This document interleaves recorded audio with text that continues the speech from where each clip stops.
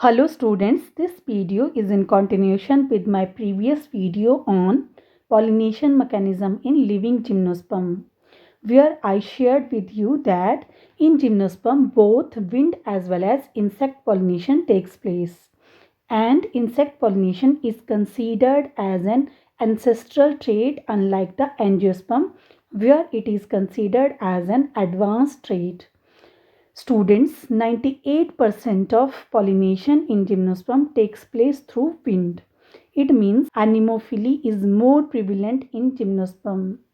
So let's know in detail how pollination mechanism occur in cycadales and coniferales. First is pollination in cycadales. Students, cycads are naked seeded plants bearing unfertilized cone that are open to the air to be directly fertilized by pollination. Means unlike angiosperm where ovules or seed are covered by the fruit as well as ovary, cycads are the plant which bear naked ovule or naked seed. Cycads have very specialized pollinators, usually a specific species of beetle. Cycads are dioecious gymnosperm and most, if not all, share obligate mutualism with specialist insect pollinator such as beetles and thrips. Means they have both wind and insect pollination. Modern cycads are principally pollinated by beetles and rarely by the thrips or moths. Their vital pollinators mainly include coccodioids, beavers, and unusually tenebrionids. Students, in this image you can see male cone in case of Cycas rumphi, while this is image of male cone of Cycas rabulata. Among the cycadales, that is Cycadaceae and Gemidaceae family, the Gemiaceae are known to be insect pollinated. In contrast, the Cycadaceae are still considered being pollinated, although some doubt has been cast on several species including Cycas rabulata, as some worker documented insect from male and female cones of the Cycas rabulata and analyzed the morphology of Cycas apical parts of the ovule to determine the pollination method of this species. Students, insect exclusion resulted in a notable reduction in seed set except in a few individuals growing near male cone. The amount of airborne pollen are abundant within 2-meter radius of the male cones but decreased markedly beyond this distance. The majority of cycad pollinators consume strobilus tissue, but direct consumption of cycad pollens may occur for some cycad pollinators. Cycad ovules are large structures that greatly exceed the size of their pollinators. Droplets have been documented at the micropylar location on cycad ovule, and these droplets contain metabolites that may provide a reward for the pollinators for attraction. The insect pollinators of the cycads gather on male cone where the adults socialize, mate, and use the post-dispersal male strobilus tissue as the larva food. Students, in this image you can see there are the insect which feed on the Cycas strobilus. Students, the study of idioblast within cycad sporophyll tissue has illuminated details of interaction with pollinator feeding behavior. For Jamia furfuracea, these idioblasts, which contain toxins, remained intact in the male sporophyll tissue but appeared to release their content into female sporophyll tissue prior to ovule receptivity. Means they release their toxin in the female so that if the pollinator visit to the female cone before ovule mature, they cannot feed on the female sporophyll. They can only feed the female sporophyll after the receptivity of the ovule. Students, toxin remain intact within the idioblast for the male tissue only, so that the pollinator could feed on the parenchyma tissue around the idioblast. Or if they consume intact idioblast, which protected insect metabolism from the toxin after consumption because it is not insufficient amount to disrupt their metabolism. Many but not all cycad species exhibited similar idioblast. For example, Cycas rumphi and Stangeria areopstobilis did not contain identifiable idioblast.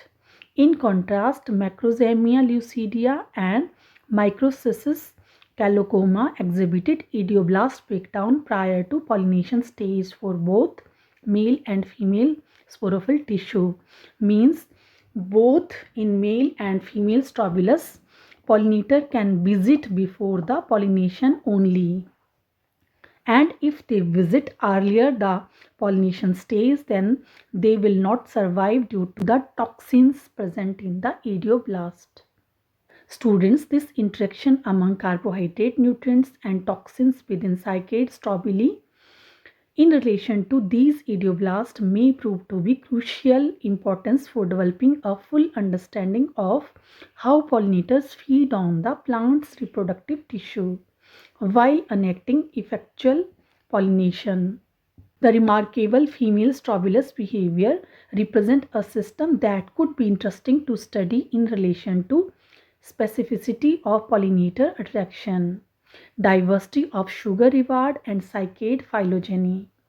Droplets may exhibit toxin-specific carbohydrates that are suited to attract and nourish specific or specialist pollinators.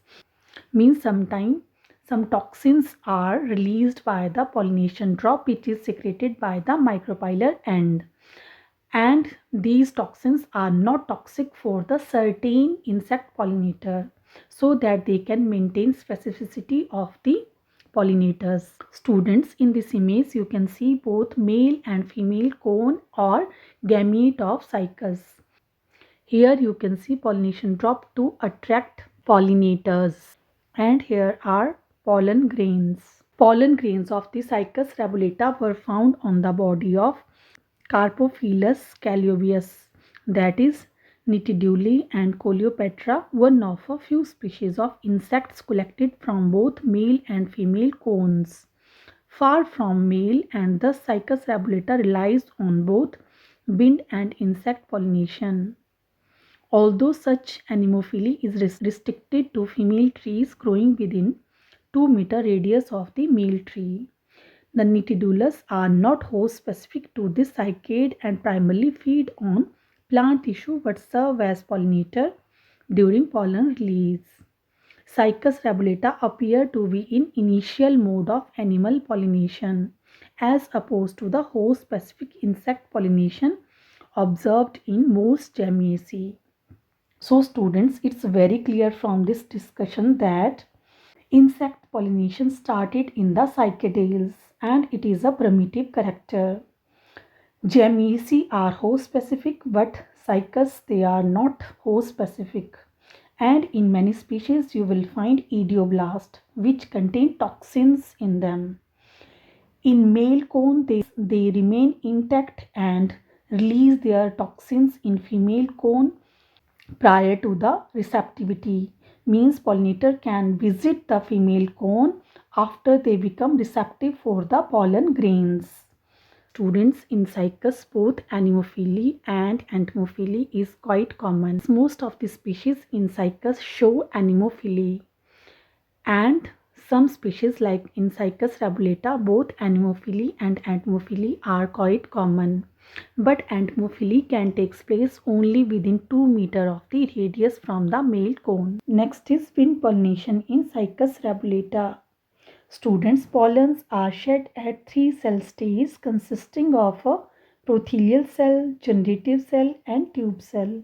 At this stage, microsporangia dices and the shedding of the pollen grains takes place as a result of these of changes like tapetum disintegration, sporangium drying, cell shrinking and sporangial wall rupture radially at the line of descent. Further development of pollen grain takes place after pollination. where pollen divide into two sperm cells, each of these having a single nucleus, blepharoplast, and a small amount of cytoplasm. Each sperm cell later on develop into a sperm and blepharoplast give rise to cilia. The sperms are liberated in the pollen tube by the breaking of the sperm mother cell. The sperms of the cycas are largest in the plant kingdom and visible to the naked eye. Students, you can see in this image that ovules secrete a pollination drop at its apex. And to this pollination drop, pollen grains at 3 cell stages are binded.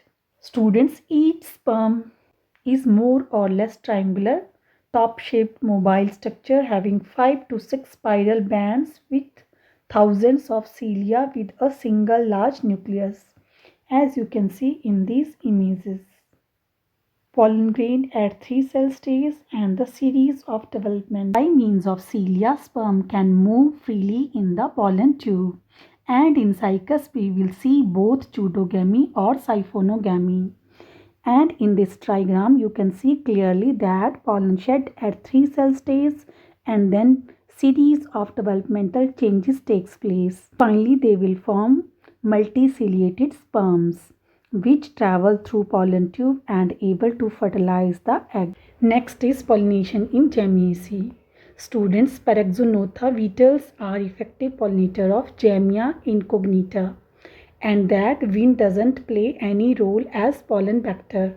Means pollination here is solely entomophilous, that is occur through the insect. The insects are beetles.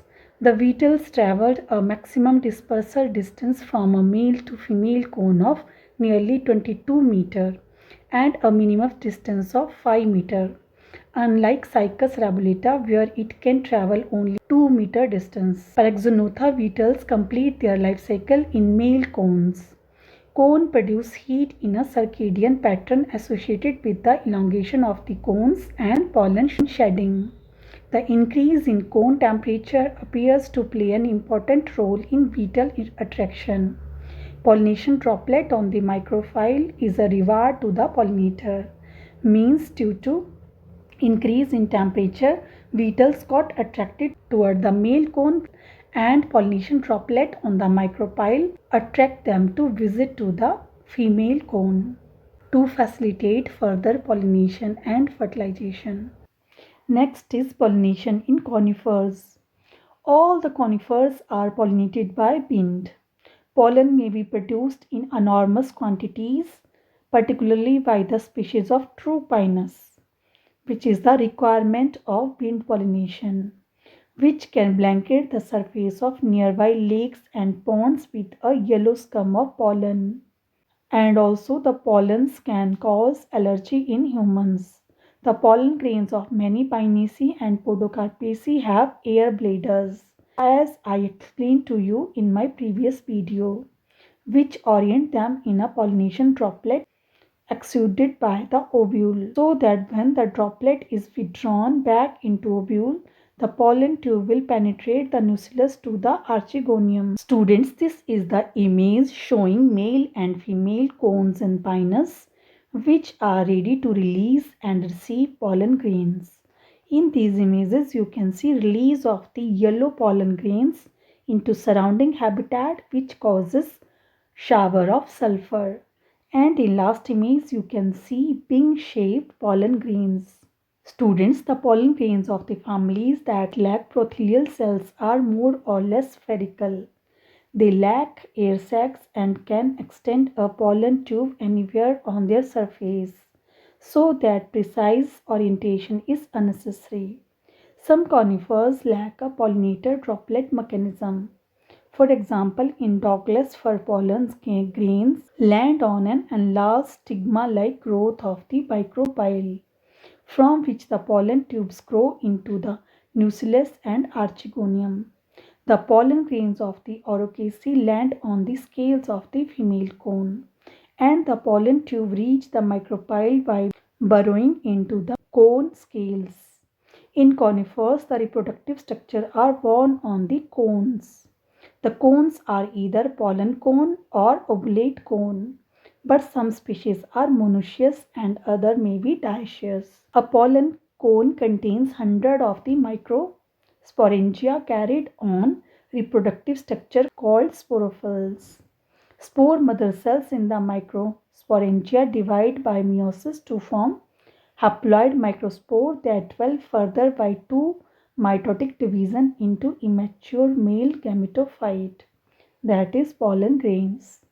The four resulting cells consist of a large tube cell that form the pollen tube, a generative cell that will produce two sperms by mitosis, and two prothelial cells that degenerate. These cells comprise a very reduced microgametophyte that is contained within the resident wall of the pollen grain. Students, you can see in this image development of the pollen tube or male gametophyte. Pollination in Pinus, that is in 4-cell stage, takes place in March to April in the species growing at lower altitude, while in the species of the higher altitude it takes place in May end. After a few days of the emergence of the female cone from the scaly leaves, the nucellus of the ovule start to secrete a pollination drop. Students, you can see here release of the yellow color pollen grains from the male cone of Pinus. The secretion of the pollination drop start under high humidity, especially at about midnight. The pollen grains are liberated from the microsporangia by longitudinal slit and are blown away by wind, as you have seen in previous image. And therefore the pollination is anemophilous. Winged, pale yellow and light pollen grains are caught in the pollination drop and reach up to the nucellus tip. The pollen grains are produced in such a large number that during the pollination period, small clouds of the yellow color are seen in the pine forest. Pollen grains are transferred up to the nucellus tip by many agencies. Like pollination drop of Pinus nigra contains three sugar, namely D-glucose, D-fructose and sucrose for efficient pollination, and convey pollen grains up to the nucellus tip. Pollination drop swells and along with pollen grain is reabsorbed. Surface tension is responsible for this process of reabsorption or succussion. Pollen grains are then carried through the pollen tube to the female gametophyte and further process of fertilization takes place there. So students, that's all about the pollination mechanism in cycadales and coniferates. To conclude, I must say that in case of cycadales, both wind and insect pollination takes place, while in conifers you will see only wind pollination. And in cycas, both zooidogamy and siphonogyny occur due to presence of multiciliated sperms, while in case of conifers only siphonogyny occur. So students, that's all about this topic. In next video, I'm going to share with you details of gingoiles and nitales. I hope you understood the topic. Thank you for listening.